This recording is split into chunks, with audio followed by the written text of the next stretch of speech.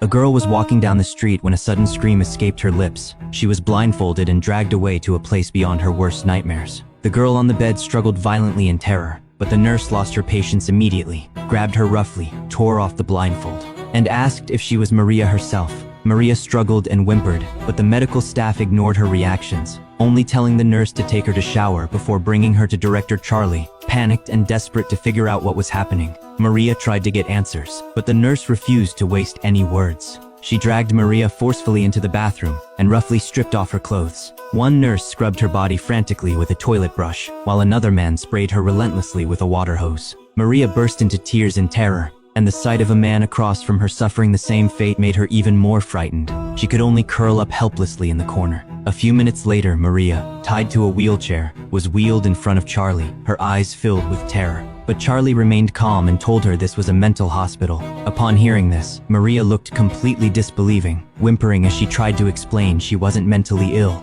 Charlie saw what she was trying to do, saying everyone had the same look when they first arrived. Only crazy people ended up here. He added that she would get fresh air, delicious food, and care here, as long as she cooperated with the treatment. Maria teared up in despair, struggling violently to escape this hellish place. Charlie gave the nurse a look, and the two instantly got the hint. They wheeled Maria into a dark corner, kicked over the wheelchair, and beat her relentlessly. After the beating, Maria dared not struggle anymore and was locked in a dark room. Just then, a new nurse walked in. Looking at the dying woman, he removed Maria's gag, gently untied her restraints, and handed her a pill, telling her she had to take it if she wanted to survive. Otherwise, she would be tortured again, and the pill was good for her body. Maria felt like she'd grabbed a lifeline. She sensed he was different from the other nurses and begged him for help, insisting she wasn't mentally ill. She begged him to make a phone call, saying someone would come to pick her up. Jordan was already numb to such requests and kept his head down, continuing to fill out records. Desperate, Maria snatched his notebook, wrote a string of numbers on it, and begged him to contact that person.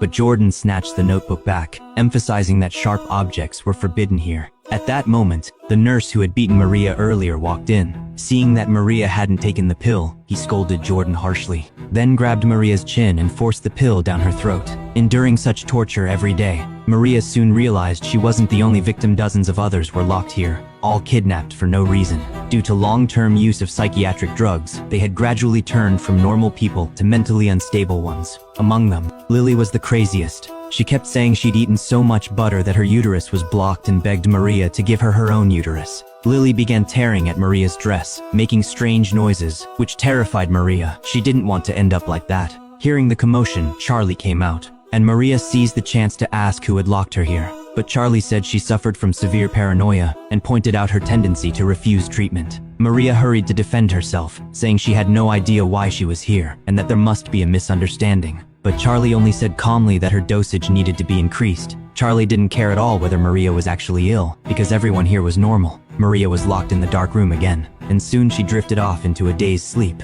Suddenly, though, she felt something touching her. She jumped up in terror and stepped back, only to see a big dirty hand reaching through the wall. The hand shook the bed frantically, groping around for a long time before finally pulling back unwillingly. A woman's singing came from outside the door. Lily, in her madness, had somehow escaped. Maria stared at her every move through the window, watching as Lily clutched her uterus in pain and stumbled into Charlie's office. Once inside, she lay down on his desk immediately. Charlie fed her a capsule smoothly, and Lily suddenly became extremely excited, cooperating obediently with Charlie's movements. Soon, her maniacal laughter echoed down the entire corridor, sending chills down Maria's spine. She couldn't help but bang her head against the wall. The sound made her feel sick and dirty. Meanwhile, the man across from her stared at Maria with a perverted look in his eyes. It turned out that every day at exactly 11 o'clock, Lily would go to Charlie's office, take the same pill, and undergo a physical examination by him. Before long, Maria discovered something even more terrifying. Every patient taken away by the nurses never came out of the operating room. They just vanished into thin air.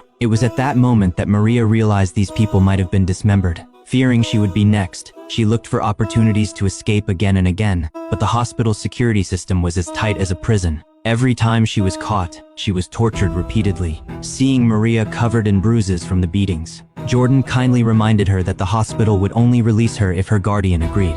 The next day, however, Lily told Maria that George, the perverted man next door, knew how to escape. Determined to survive, Maria took the initiative to knock on the wall separating them. George asked if she was lonely. if she wanted to team up with him, and then asked how she knew there was a secret passage. Maria hurried to ask what she needed to do for him to tell her. George told her to wait for him in the bathroom the next day. Maria knew what the pervert was implying, but to escape, she still went to the bathroom the next day. George turned on the faucet to muffle the sound, hugged her from behind, and said the secret passage was in Charlie's office. She had to obey him if she wanted the password. To stay alive, Maria had no choice but to comply. But when George told her the password, she suddenly bit off a piece of his flesh. George screamed in pain, and the nurses rushed over upon hearing the noise. Amid the chaos, Maria slipped away to Charlie's office, but the password didn't work no matter how many times she tried. The beeping alarm finally caught Charlie's attention. Just then, Lily wandered over. Maria anxiously asked her for the password after all. Lily went to Charlie's office every night, so she must know it. Unexpectedly, Lily turned to the corner and tapped the wall with the number 9 key. Maria instantly understood, quickly mimicked the action to enter the password, and sure enough, the door opened. She closed the door carefully, searched thoroughly, and finally found a passage inside the cabinet. But at that moment, the door's combination lock suddenly beeped, and Charlie walked in covered in blood. He was about to pour himself a drink when Maria, exhausted, slipped, and her clothes tore. Charlie heard the sound of fabric tearing, turned around slowly, and noticed the cabinet door was open. There were no footholds in the secret passage, and Maria's skin was cut by the steel bars. Just then, a head popped in, and their eyes met. Charlie shouted Maria's name in anger, and the exhausted Maria, startled by the roar, fell down. Fortunately, the garbage pile below saved her life. She didn't dare to stop, crawling along the sewer all the way. After passing through the dark passage, she finally saw the long-awaited sunlight. But to her astonishment, the hospital was actually located in the middle of a busy street in Seoul. Maria stumbled toward passersby, begging for help, but covered in blood and with tattered clothes, she found that no one dared to step forward. Just then, the familiar ambulance stopped by the side of the road again, and 2 nurses rushed straight for Maria as soon as they got out. She turned and ran in terror, but luckily, a patrol police car came head-on. Maria waved frantically at the police car, and the nurses finally gave up the chase when they saw the police. Sitting in the car, Maria let out a long sigh of relief, thinking she had finally escaped the den of monsters. But on the other side, Charlie was calm as ever, dialing a number leisurely. At the same time, the police officer in the car received an order. Maria was taken to a remote alley, only to find the 2 nurses waiting for her. She watched in despair as the gate slowly came down, struggling frantically to break free, but it was too late. It was only then that she realized the police were actually protecting the mental hospital. The moment the elevator door closed, she lost her last glimmer of hope.